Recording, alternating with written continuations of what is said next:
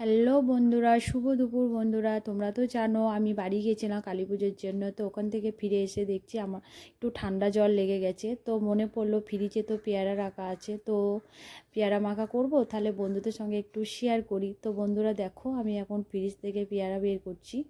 তো পেয়ারা নিয়ে আমি এখন পেয়ারা যখন মাখা করব তার জন্যই বন্ধুদের সঙ্গে একটু শেয়ার করলাম। দেখো বন্ধুরা, তোমাদেরও আশা করি ভিডিওটা ভালো লাগবে, আর আমি কিভাবে পেয়ারাটা মাখাচ্ছি সেটাই তোমরা দেখতে থাকো।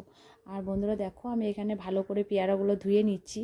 ধুয়ে নেওয়ার পর দেখো, আমি এখন এটা ছোট ছোট করে কেটে নেবো।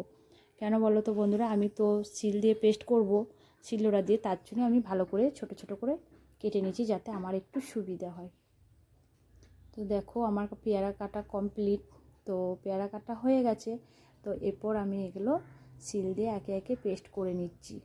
তো দেখো বন্ধুরা, আমার শিলে পেস্ট করতে আমি পারছিলাম না, অসুবিধা হচ্ছিলো। শিলনোড়াটা আমার একটু ছোট, তাই বেরিয়ে যাচ্ছিলো সব।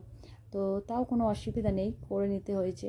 খেতে মন গেলে সব কাজই সহজ, তাই না বলো বন্ধুরা? তো দেখো, আমি এখানে কাঁচা লঙ্কাও শুধু পেস্ট করে নিচ্ছি। তো বন্ধুরা দেখো, আমি আর কি পেয়ারা মাখাতে দিচ্ছি।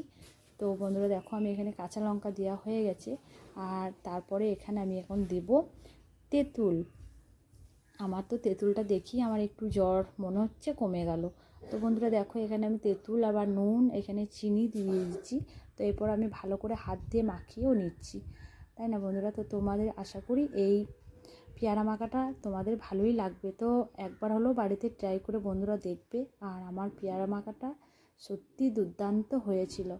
তো বন্ধুদের সত্যি বলছি, একবার হলেও বাড়িতে ট্রাই করে বন্ধুরা দেখবে, একটু হলেও ঠান্ডা জ্বরটা একটু হলেও কমবে।